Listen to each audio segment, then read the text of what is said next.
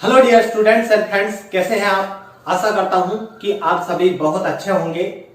पिछले वीडियो में हमने संख्या की विभाजकता के नियम देखे थे। हमने 1 से 10 तक की संख्याओं को देखा था। आज हम 10 से आगे जो संख्याएं होती है उनके नियम देखेंगे और यहाँ पर भी हम विशेष रूप से जो अभाज्य संख्याएं होती है उनकी विभाजकता के नियम पर बहुत ज्यादा ध्यान कॉन्सेंट्रेट करेंगे, क्योंकि अगर एक बार हम इस नियम को समझ लेते हैं तो हम आसानी से जान पाएंगे कि कोई बहुत बड़ी संख्या दूसरी संख्या से विभाजित होगी या नहीं होगी। तो बिना कोई टाइम वेस्ट किए हम स्टार्ट करते हैं संख्या की विभाजकता के नियम। अगर आप मेरे चैनल पर नए हैं और पहली बार विजिट कर रहे हैं तो आप मेरे चैनल को अभी सब्सक्राइब कर ले, ज्यादा से ज्यादा आपके दोस्तों में शेयर करें जो भी गणित की जानकारी का इच्छुक है और जो प्रतियोगी परीक्षाओं की तैयारी कर रहा है उसके लिए मैं यहाँ पर बहुत ही अच्छे अच्छे नियम तथा बहुत आसान और शॉर्ट तरीके बताने वाला हूँ, जिससे आप बैंक, एसएससी, यूपीएससी, आरपीएससी तथा एनडीए, सीडीएस के जो बहुत सारे एग्जाम होते हैं उसके अंदर जो मैथ से रिलेटेड जो भाग आता है उसमें आप बहुत ही अच्छा स्कोर कर पाएंगे। तो बिना कोई टाइम वेस्ट किए हम स्टार्ट करते हैं हमारा आज का टॉपिक, संख्या की विभाजकता के नियम। अगर चैनल को आपने सब्सक्राइब नहीं किया है तो अभी सब्सक्राइब कर ले तथा बेल आइकन दबा ले, जिससे जब भी कोई मैं नया वीडियो डालूं उसका नोटिफिकेशन आपको मिलता रहे। तो स्टार्ट करते हैं आज का हमारा तो संख्या की विभाजकता के नियम के अंदर आज का हमारा टॉपिक है संख्याओं की विभाजकता के नियम। जो है उसमें सबसे पहला है संख्या 11 की विभाजकता का नियम। संख्या 11 की विभाजकता का बहुत ही इंपॉर्टेंट नियम है। इसको हम एक एग्जांपल, एक उदाहरण के द्वारा समझते हैं। जैसे हमारे पास में एक संख्या है 768394। ये संख्या है, इसमें हम यूनिट डिजिट से काउंट करते हुए जो ये संख्या है इस पे जो नंबर्स लिखे हुए हैं वो कौन से स्थान पर है उनको हम काउंट करेंगे। जैसे 4, 3, 6 हैं, ये नंबर सम स्थान पर लिखे हुए हैं और विषम स्थान पर भी लिखे हुए हैं। सम स्थान पर हम देखते हैं जैसे 9 है, 8 है, 7 है, ये सम स्थान पर है, और विषम स्थान पर 4, 3, 6 ये जो है ये विषम स्थान पर है। तो इस प्रकार से इसका जो हमारा संख्या 11 की विभाजकता का नियम जो है इसका हमें अगर टेस्ट करता है नियम तो हम क्या करेंगे, सम स्थान की संख्याओं का योग माइनस विषम स्थान की संख्याओं का योग, इस प्रकार से हम कर लेंगे। ये एक फॉर्मूला बना लेंगे जिसमें हम देखेंगे कि सम स्थान की संख्या यहाँ पर हम देखें तो कौन सी है, 9 है, 8 है, 7 है, और भी बड़ी संख्या है तो उनको हम यहाँ पर काउंट कर सकते हैं। देखिए सम स्थान है, देखिए 2 वाला है, 4 वाला है और ये 6 वाला है, ये स्थान है और इनके ऊपर संख्या है। 2 वाले स्थान पर जो नंबर है वो 9 है और फिर 4 वाले स्थान पर जो है वो नंबर 8 है और फिर 7 जो है वो 6 वाले स्थान पर को माइनस करना है, माइनस का साइन है, माइनस करना है विषम स्थान की संख्याओं का योग। विषम स्थान कौन सा है, 4 है, 3 है, 6 है, ये है 4 प्लस 3 प्लस 6, ये विषम संख्याओं का स्थान है। इनका हमें योग माइनस करना है तो हम क्या देखते हैं यहाँ पे, देखिए ये सम स्थान की संख्याओं का योग है, ये विषम स्थान की संख्याओं का योग है। तो यहाँ पे क्या हो जाएगा, देखिए 15 हो गया है और 15 और 9 कितना हो गया है, 24 हो गया है। 15 और 9 कितना हो गया, 24 हो गया है। यहाँ पर 6 और 4 10, 10 और 3 13, ये माइनस 13 हो गया है। तो इस प्रकार से 24 आया है, 24 में से हम 13 माइनस करेंगे तो हमारे पास में कितना आ जाएगा, देखिए 4 में से 3 गया तो 1 और 2 में से 1 किया तो 1। तो यहाँ पर इसका डिफरेंस जो आ गया है वो 11 आ गया है। तो इसका मतलब यहाँ पे जब डिफरेंस 11, 22, 33 इस प्रकार की कोई संख्या आती है, क्योंकि यहाँ पर जो नंबर आया है वो 11 है, इसके अलावा 11 या 11 का मल्टीपल, 11 का गुणज कोई आ जाता है या शून्य भी आ सकता है। यहाँ पर शून्य है, 11 है, 22 है, 33 है, इस प्रकार की संख्या है, 44 है, 55 और इस प्रकार की अगर संख्याएं आ जाती हैं, सम स्थान की संख्याओं का योग माइनस विषम स्थान की संख्याओं का योग का डिफरेंस इस प्रकार का आ जाता है। तो ये जैसे यहाँ पर 11 आया है तो ये वाली पूरी संख्या है 11 से विभाजित होगी। तो क्योंकि डिफरेंस 11 आया है तो ये संख्या क्या है, 11 से पूरी विभाजित। 12 क्या है, 12 जो है वो एक भाज्य संख्या है, भाज्य संख्या 12 एक भाज्य संख्या है। तो 12 को, तो इसका अभाज्य गुणनखंड जो हो जाएंगे वो कितने, 3 इंटू 2, ये अभाज्य गुणनखंड है, अभाज्य गुणनखंड।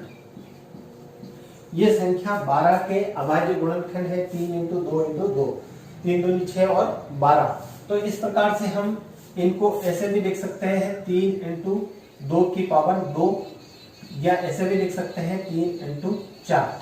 इस प्रकार से हम लिख सकते हैं, ये अभाज्य गुणनखंड है।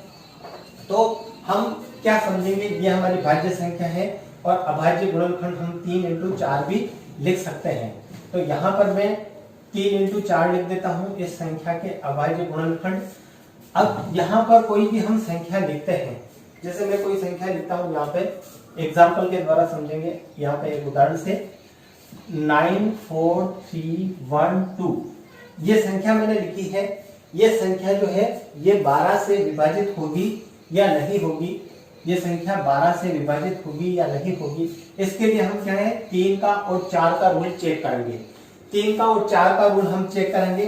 3 का और 4 का, 4 के रूल के अंदर हम क्या करते हैं, लास्ट के 2 अंक चेक करते हैं।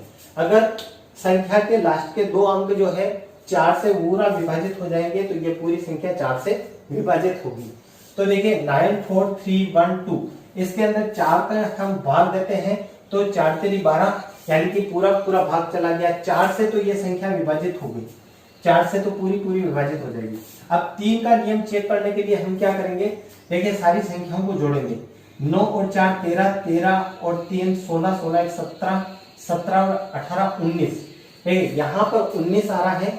19 जो है वो संख्या 3 से विभाजित नहीं होता है, तो ये पूरी संख्या जो है यानी कि 12 से विभाजित नहीं होगी, क्योंकि 4 से तो विभाजित हो रही लेकिन 3 से विभाजित नहीं हो रही। तो अगर क्योंकि 19 योग आ रहा है, तो अगर मैं इसमें 2 कहीं पे भी बढ़ा दूं, जैसे मैं 4 की जगह पर 6 लिख देता हूं, 6 लिख दिया तो 19, और क्योंकि यहाँ पे 6 हो गया, 2 ज्यादा हो गया, तो 19 और 2 कितना हो गया, 21 हो गया। अब ये संख्या 3 से विभाजित हो जाएगी, तो ये वाली पूरी पूरी संख्या क्या है, अब किससे विभाजित हो जाएगी, 12 से विभाजित हो जाएगी। इस प्रकार से हम संख्याओं की विभाजकता के नियम को टेस्ट कर सकते हैं।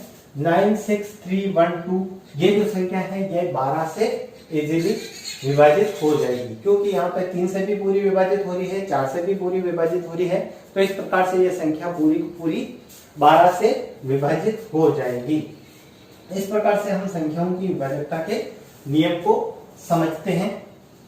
ठीक है, अब ये संख्या आप इसको डिवाइड करके देख सकते हैं, पूरी पूरी 12 से विभाजित होगी, क्योंकि ये 4 से भी विभाजित हो रही है और ये 3 से भी विभाजित हो रही है। 9 + 6 + 3 + 1 + 2, इसका योग जो आ रहा है 15, 15 3 18 और 21 जो आ रहा है ये 3 से डिवाइड हो जाता है, पूरा रिमाइंडर इसमें 0 आता है। और लास्ट की संख्या 12 है। 12 जो है ये 4 से विभाजित हो रही है, 12 जो है ये 4 से पूरी पूरी विभाजित हो रही है, यहाँ पे भी रिमाइंडर 0 आ रहा है। तो इस प्रकार से ये 4 से भी पूरी विभाजित हो रही है और 3 से भी पूरी विभाजित हो रही है। इस कारण से ये संख्या जो है 96312 ये 12 से पूरी विभाजित हो जाएगी। अब मैं समझाता हूं आपको। देखिए हमारे पास में संख्या है 73411, ठीक है। मैं क्या करूंगा, लास्ट नंबर को यहाँ पर 9 से मल्टीप्लाई कर दूंगा। तो 1 को 9 से मल्टीप्लाई किया तो 9 ही आया है, यहां से 1 को माइनस कर दूंगा, ठीक है। इसका लास्ट वाला नंबर को 9 से मल्टीप्लाई करके इससे माइनस करना है। 11 में से 9 जाएगा तो 2 रह जाएगा, यहाँ पे 3 बच गया है, 3 बच जाएगा और 73। अब ये जो नंबर आया है यहाँ पे क्या नंबर 2 है, तो 2 को मैं 9 से मल्टीप्लाई करूंगा तो कितना आएगा, 9 दूनी 18।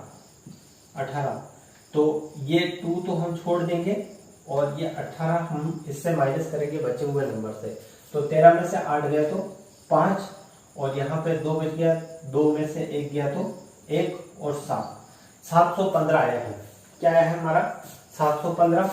अब हम क्या करते हैं, 715 में फिर से रूल अप्लाई करते हैं।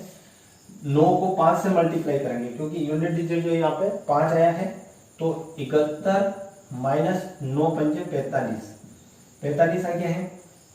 तो बचा हुआ नंबर जो है 11 में से 5 जाएगा तो 6 आ रहा है, और यहाँ पर हमारे पास में 6 बच गया, 6 में से 4 गया तो 2, यानी कि 26 आ गया है। और 26 हमारे को पता है कि 13 से डिवाइड होता है, पूरा पूरा भाग जाता है। इसका मतलब ये जो प्रोसेस करके देखा है और जिसमें ऑस्कुलर टर्म में हमने 9 इस्तेमाल की है, हम यहाँ पर 4 भी इस्तेमाल कर सकते थे, लेकिन जब 4 इस्तेमाल करेंगे तो यहाँ में जो संख्या आती है उसको हम ऐड करते जाएंगे, क्योंकि हमने 4 का कॉम्प्लीमेंट 9 यूज किया है, और कॉम्प्लीमेंट जब यूज करते हैं तो हम माइनस करते हैं। ठीक है, तो इसके ऊपर हमने अप्लाई करके देखा, ये वाला नंबर पूरे तरीके से 13 से विभाजित होता है, क्योंकि यहाँ पर 26 आ गया है। ठीक है, तो इस प्रकार से अगर यहाँ पर इसका लास्ट आंसर या तो 0, 13, 26, 39 या इस प्रकार से 13 का गुणज आता है, 13 का गुणज आएगा, तो संख्या जो है कोई वो संख्या जो है 13 से पूरी तरीके से विभाजित होगी। एक तो ये नियम है, जो छोटी संख्या हो तो उसमें हम अप्लाई कर सकते हैं, लेकिन अगर संख्या बड़ी हो तो हमारे पास में एक रूल और होता है जो, ठीक है, ये अपने पास में हमारे इतने 8 डिजिट का नंबर है, ये नंबर 13 से विभाजित होता है, ये मैंने कैलकुलेटर से निकाला है। कोई ऐसा नंबर था जिसे 13 से मल्टीप्लाई किया है तो वो 13 से पूरा डिवाइड भी होगा। 13 से विभाजित होगा या नहीं होगा, तो हम क्या करते हैं, इसके 3 के पेयर बना लेते हैं। एक तो तरीका हमने अभी पहले देखा था कि अगर छोटा नंबर, ये तो बड़ा नंबर है, छोटा नंबर होता तो हम क्या करते कि 9 से मल्टीप्लाई करके यूनिट डिजिट को और ऐसे माइनस करते जाते हैं। लेकिन बड़ा नंबर है तो उसमें हमारे को क्या करना पड़ेगा, अल्टरनेट नंबर्स को हम जोड़ देंगे। ये जैसे हमारे पास में है 0, 7, 1, ठीक है, इसके अंदर मैंने 12 जोड़ दिया तो हमारे पास में क्या है, ये अल्टरनेट पेयर बना दिए मैंने, ठीक है ना, 3 के पेयर बनाए हैं। ऐसे आगे और भी नंबर होते हैं तो उनको हम जोड़ते जाते हैं। ये चीज जो है इसमें जुड़ जाएगी, इसके आगे और पेयर बनता तो वो उसमें आगे जुड़ जाता। तो ये इसमें जुड़ रहा है 3, 8, 0, ठीक है, ये नंबर आ रहा है। एक हमारे पास में है 8, 1, 1, ये बड़ा पेयर बना है और ये छोटा है, तो बड़े में से छोटा हम माइनस कर देते हैं 0, यहाँ पे 8, 3, ठीक है, 0, 8, 3 माइनस कर दी हुआ मैं, तो यहाँ पे क्या आ जाएगा, देखिए 11 में से 3 माइनस किया तो 8 आ गया है, और यहाँ पे 2 आ गया है, और यहाँ पे 728 आ गया, ठीक है ना। अब 728 जो है 13 से पूरा भाग जाता नहीं जाता, हम आसानी से चेक कर सकते हैं। यहाँ पे भी पता नहीं चल रहा है तो छोटा वाला नियम जो जिसमें हम यूनिट डिजिट को 9 से मल्टीप्लाई करके माइनस करते हैं वो चेक कर लेते हैं। देखिए 8 को 9 से करूंगा तो 8 ना 72, ये 72 आ गया है, पूरा विभाजित हो जाएगा, 0 आ गया, इसका मतलब ये वाला नंबर जो है ये 13 से विभाजित हो जाएगा। तो इस प्रकार से हम चेक कर सकते हैं। लास्ट में अगर ये इस प्रकार का 0 या 13, 26 या इस प्रकार से 13 का गुणज, कोई सा भी गुणज आ जाता है तो वो संख्या जो है 13 से विभाजित हो जाएगी। तो ये 2 नियम है जो 13 के हैं, बहुत महत्वपूर्ण नियम है, इनको आपको समझना है। एक बार में समझ में नहीं आए तो और आप घर पे इस प्रकार के इस वीडियो को 2-3 बार रिवाइज करके देखें और इसको समझने की कोशिश करें, आपको पता चल जाएगा। देखिए ये 13 का नियम हमने समझ लिया, अब हम समझेंगे 14 का नियम। तो 14 के नियम के अंदर दोस्तों हम क्या करते हैं, 14 को 2 अभाज्य गुणनखंड में तोड़ देते हैं। ये 14 है, इसे 2 × 7 लिख देते हैं।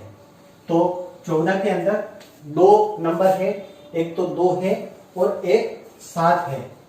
अब हमारे को क्या है, कोई भी संख्या जो 14 से विभाजित होती है उनमें 2 और 7 दोनों का नियम लगाना पड़ेगा। हम एक नंबर बना लेते हैं जो 14 से पूरी तरीके से डिवाइड होता है। जैसे मैं एक नंबर बनाता हूं, ये नंबर बनाया हमने, हम एग्जांपल से समझेंगे।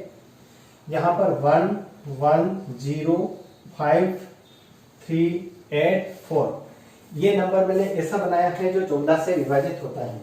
हमें इसका डिविजिबिलिटी टेस्ट चेक करना है, तो हम क्या करते हैं, सबसे पहले 2 और 7 से डिविजिबिलिटी रूल चेक करेंगे। इसके अंदर क्या है, इस नंबर में 2 और 7 के डिविजिबिलिटी रूल टेस्ट चेक करेंगे। 2 का नियम हमें पता है कि इकाई के स्थान पर क्या है, 0, 2, 4, 6, 8 में से कोई होना चाहिए। तो यहाँ पर 4 है, तो इसका मतलब ये 2 से विभाजित हो जाएगा। अल्टरनेट पेयर को जोड़ देते हैं। जैसे 384 के अंदर 1 जोड़ देंगे तो कितना आ जाएगा, 385 आ जाएगा। ये 1 मैंने इसमें जोड़ दिया और एक पेयर हमारा 3 का ये बन रहा है 105। तो 105 को क्या इससे माइनस कर देते हैं, तो यहाँ पे आ जाएगा 0, 8 आ जाएगा और 2, 280 आ रहा है। अब हमें दिख रहा है, देखिए दोस्तों कि 280 जो है वो 7 से विभाजित हो रहा है, क्योंकि 28 जो है 7 से विभाजित होता है और पीछे 0 आ रहा है। तो ये 40 बार इससे विभाजित हो जाएगा, तो पूरा का पूरा विभाजित हो रहा है। तो इस प्रकार से हम डिविजिबिलिटी टेस्ट 7 का चेक कर सकते हैं। 3-3 के पेयर बना देंगे। एक नियम हमने देखा था जिसके अंदर हमने ऑस्कुलर टर्म का इस्तेमाल किया था। जैसे 7 के अंदर 7 से मल्टीप्लाई करता हूं तो 49 आता है। 49 के जस्ट आगे वाली जो संख्या होती है उसमें +1 कर देते हैं तो 5 हो रहा है। तो यहाँ पे इसकी ऑस्कुलर टर्म जो है वो 5 है। अगर लास्ट संख्या को हम 5 से मल्टीप्लाई करते जाएंगे और जोड़ते जाएंगे तो 5 लेंगे, और अगर इसका कॉम्प्लीमेंट लेंगे तो हमारे पास में क्या आ जाएगा, इसका कॉम्प्लीमेंट आ जाएगा 2 लेंगे तो हम लास्ट वाले नंबर को माइनस करते जाएंगे 2 से मल्टीप्लाई करके। तो इस प्रकार के ऑस्कुलर टर्म का भी इस्तेमाल कर सकते हैं। ऑस्कुलर टर्म हम तब इस्तेमाल करते हैं जब नंबर छोटा हो। जब नंबर बड़ा होगा तो हम क्या करेंगे, 3-3 के पेयर बनाएंगे और फिर इसको स्टार्ट करेंगे। तो इस प्रकार से हम 14 के अंदर 2 और 7 का डिविजिबिलिटी टूल टेस्ट इस्तेमाल करके इसकी वैल्यू फाइंड आउट कर सकते हैं। देखिए दोस्तों, अगर 15 का डिविजिबिलिटी रूल हमें चेक करना है तो 15 क्योंकि एक भाज्य संख्या है, भाज्य संख्या को पहले अभाज्य गुणनखंड में तोड़ देते हैं। तो अभाज्य गुणनखंड इनके 3 × 5 होंगे। 3 और 5 इसके अभाज्य गुणनखंड है। अब कोई नंबर है जो हमें चेक करना है कि 15 से विभाजित होगा या नहीं होगा। इस प्रकार का नंबर हम एक लिख लेते हैं जो 15 से विभाजित होता है। देखिए हमारे पास में एक नंबर है 128। एग्जाम्पल से समझेंगे हम। 128 और 190 ये एक ऐसा नंबर है जो 15 से विभाजित होता है। 128, 190 15 से विभाजित होता है। तो इसके अंदर हम सबसे पहले 3 का रूल और 5 का रूल दोनों ही टेस्ट करेंगे। अगर 3 का रूल और 5 का रूल दोनों इम्प्लीमेंट हो जाता है तो पूरी संख्या 15 से विभाजित होगी। देखिए 5 का रूल इजी है। इसमें इकाई के स्थान पर क्या होना चाहिए, 0 और 5 में से कोई नंबर हो तो वो 5 से विभाजित होता है। तो क्योंकि यहाँ पे इकाई के स्थान पर 0 है तो ये नंबर जो है 5 से विभाजित हो जाएगा। तो 5 का रूल तो हमारा टेस्ट हो गया इजीली। 3 का रूल में क्या होता है, 3 का रूल टेस्ट करने के लिए हम क्या करते हैं, संख्याओं को जोड़ देते हैं। 1 + 2 + 8 + 1 + 9 + 0। तो देखिए 9 और 1 10 और 8 18, 18 को 20 और 1 21, यानी कि इसका टोटल कितना आ रहा है 21। जिसको फिर से हम जोड़ते हैं 2 + 1 तो कितना आ जाता है 3। यानी कि ये नंबर जो है यहाँ पे 3 आ रहा है। 3, 6 या 9 आ जाए तो अगर इसका इस प्रकार का नंबर आ जाए, 3 का गुणा आ जाए तो नंबर जो है 3 से विभाजित होगा। तो क्योंकि यहाँ पे 3 ही आ गया है तो ये पूरा नंबर 3 से भी विभाजित हो रहा है। तो इसका मतलब 3 से और 5 से विभाजित हो रहा है तो ये नंबर जो है 15 से भी पूरा विभाजित हो जाएगा, पूरा का पूरा भाग चला जाएगा। तो इस प्रकार से कोई सी भी भाज्य संख्या हो तो उनको हम अभाज्य गुणनखंड में तोड़ के पता कर सकते हैं कि इस संख्या में अन्य संख्या का भाग जा रहा है या नहीं जा रहा है। तो इस प्रकार से हम 15 का डिविजिबिलिटी टेस्ट चेक कर लेते हैं। अब हम 16 का देखते हैं। एग्जाम्पल से समझेंगे हम 16 का नियम। 11, 176 और 752 ये एक ऐसा नंबर है जो 16 से विभाजित होता है। हमें चेक करना है कि ये नंबर जो है ये 16 से विभाजित होगा या नहीं होगा। तो हम क्या करते हैं, पूरा नंबर चेक नहीं करके लास्ट इसके 4 डिजिट को हम चेक कर लेते हैं। लास्ट के 4 डिजिट में अगर नंबर में पूरा का पूरा 16 का भाग चला जाएगा। जैसे हमने पहले भी देखा था, जैसे ये 2 की पावर होती है, 2 की पावर 1, 2 की पावर 2, 2 की पावर 3 और 2 की पावर 4। तो 2 की पावर 1 के अंदर हम केवल एक अंक इकाई के स्थान से एक अंक चेक करते हैं। इसमें 2 की पावर 2 यानी कि 4 होता है। इसमें क्या है, हम अंतिम 2 अंक करते हैं। अंतिम 2 अंक के अंदर 4 का भाग देते हैं। यहाँ पे 2 की पावर 3 का मतलब 8 है। तो यहाँ पे देखिए पावर 1 है तो एक अंक चेक करते हैं, पावर 2 हो तो अंतिम 2 अंक चेक करते हैं, और 8 का भाग देना हो तो ये क्या 2 की पावर 3 है तो अंतिम 3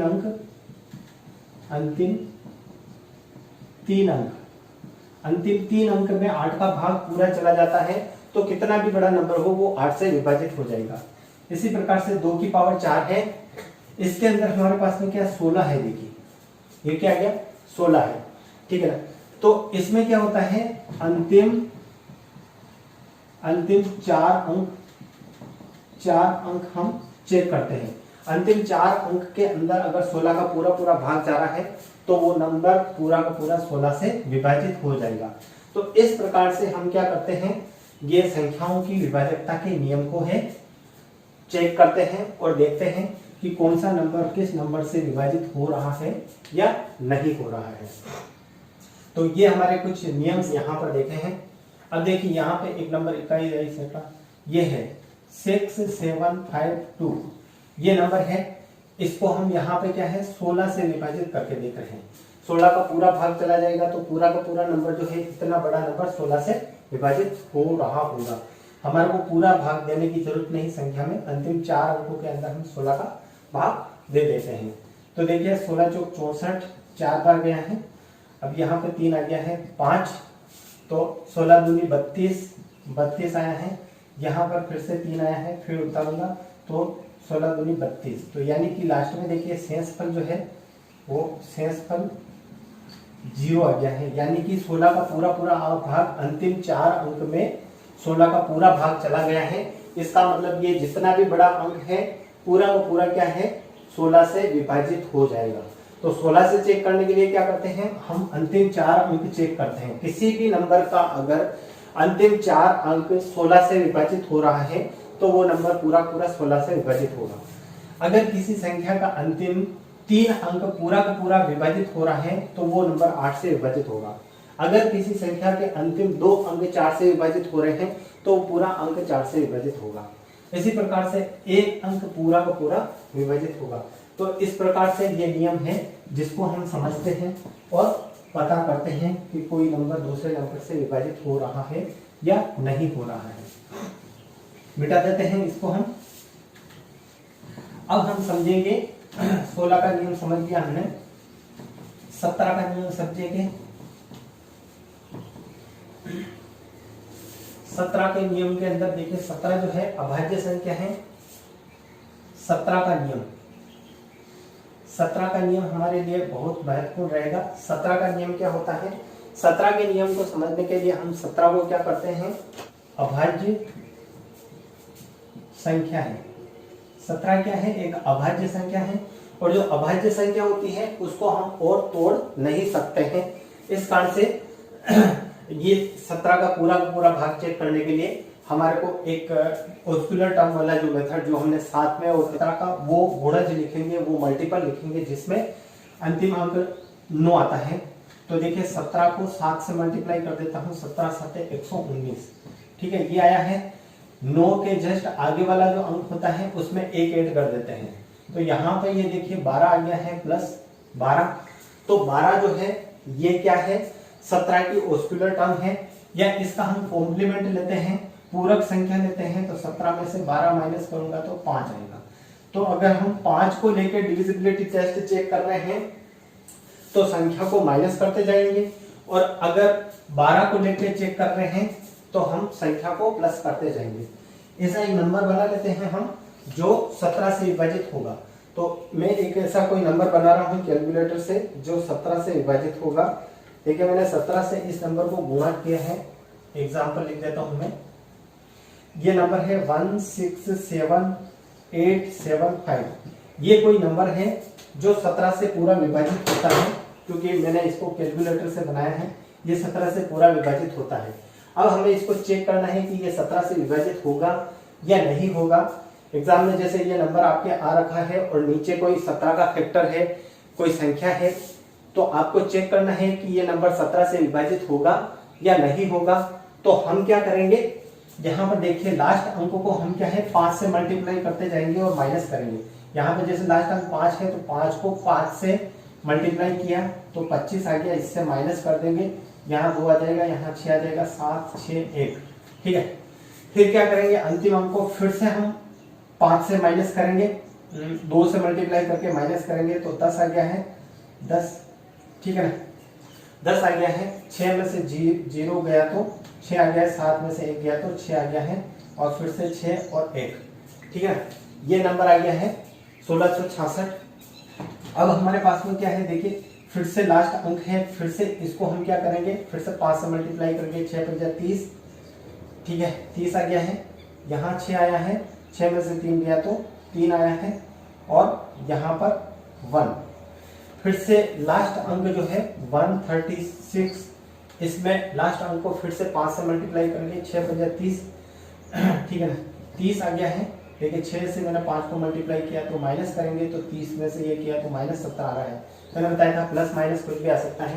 तो देखिए 17 आ गया है। तो इस प्रकार से नंबर अगर 0 17 प्लस माइनस 17 प्लस माइनस 34 और इस प्रकार से 17 का गुणज, 17 का गुणज आ जाता है, 17 का गुणज, तो संख्या पूरी पूरी 7 से विभाजित होगी।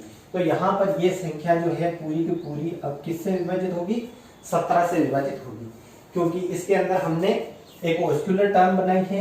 यहाँ पे देखिए 12 लेकर भी हम कर सकते थे, 12 लेते हैं तो हम क्या 12 60 इसमें जोड़ते जाते हैं, क्योंकि जोड़ने से संख्या बड़ी हो जाती, इस कारण से मैंने इसका कॉम्प्लीमेंट लिया है 5, ठीक है ना। ये चीज आपको ध्यान रखनी है, किसी भी प्राइम नंबर का अगर हम विभाजकता का नियम चेक कर रहे हैं तो हमें किस प्रकार से चेक करना है, पहले उसकी ऑस्कुलर टर्म ज्ञात करनी है, और ऑस्कुलर टर्म आप इसके ऊपर कंटिन्यूसली प्रैक्टिस करोगे तो फिर आपको याद रह जाएगी। जैसे 7 की कंडीशन में 2 अगर ले रहे हैं तो माइनस करते जाते हैं, और 13 के लिए हमने लिया था, 13 का जो आया था 13 की 39 यानी कि 4 बनी थी, और फिर 9 से मल्टीप्लाई करके हम माइनस कर रहे थे। तो इस प्रकार से ये 2-4 बार आप प्रैक्टिस करोगे तो आपको ये सारी चीजें याद हो जाएगी, ठीक है ना। तो ये 17 का विभाजकता का नियम था। आपको इस वीडियो को अगर समझ में नहीं आए तो 1-2 बार इसको रिवाइज करके देखना, बहुत जबरदस्त ट्रिक है। अगर आप बैंकिंग, एसएससी या किसी भी प्रकार के एग्जाम की तैयारी कर रहे हैं तो इसके लिए ये आपके बहुत ही जबरदस्त नियम है जो आपके काम आने वाले हैं। फिर देखिए और हम समझते हैं, 17 का नियम हमने देख लिया है, अब हम 18 का नियम देखेंगे।